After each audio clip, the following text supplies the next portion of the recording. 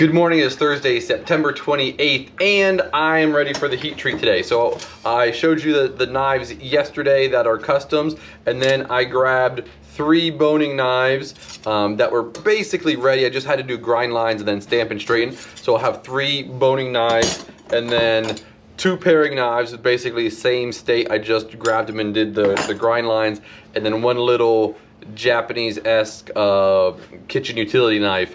So I will stamp these 3, straighten them straight off the bat, and then get to doing the heat treat today. And really, that's my plan for the day. I don't have anything else going on. I will probably grab some other knives, heat-treated knives, and see if I can get them to polish so I can do some handle work and get some knives in stock. I just don't have a whole ton right now that's heat-treated. So that's my plan for the day. Here's Jen with what he's got going on. What's up, everyone? Just to get you caught up with what's going on in my world, I am going to go ahead and get this kind of taken care of. It is the buck 119 or 120 that I'm working on the rehandle. I finally got the G10 wedged the way I want to, so that way it's a nice spacing and closes up all the gaps. I'll then take everything out, get some epoxy going, and go ahead and get that peened on. But before I do that, I will get this forward too. This is our big custom cleaver we're doing. Basically, I had a malfunction with double cleavers where I had a warp in this edge. So basically, I tried bending it back using a small method that we do, and it just didn't go too hot, cracked the edge there. I'll be repurposing that somewhere down the line and getting that out, but for the moment I will focus on this, getting it glued up, and when I get this glued up, I'll go over to the buck 120. Also going into the other Bowie refurb, and just to kind of reach out to the customer who reached out to me as well. In talking about it, he wanted to save this guard, but we've since further talked, and he has been watching our videos, which I appreciate. So Mr. Thacker, shout out to you.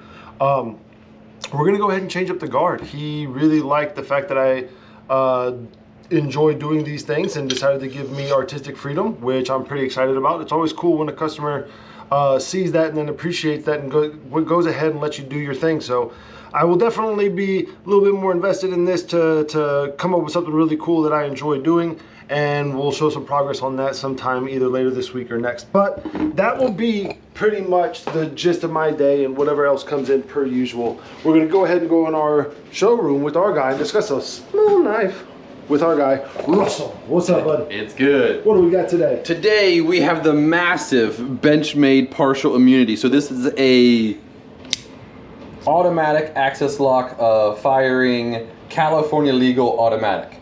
That's a mouthful. Yep. So the handle is aluminum that has been anodized this crater blue. Absolutely love that blue. CPM M4 blade with a coating, I believe they're Cerakoting now, and then a blue anodized titanium bead, just to give you a little extra length, because it is a small knife. Like, if you can't see, yes, I have large hands, but it is a small knife. The blade is sub 2 inches, which makes it legal to carry in California, and you would have to have a very small hand to have that fill your hand. Yeah, I have pretty average hands. Go ahead, just put it. I'm an average hand person. That is a small knife. And just with that, you know, not everyone appreciates certain knives, and that's completely understandable. We love Benchmade as a company, but as a company, we don't love all their knives. That's allowed to happen. It's okay.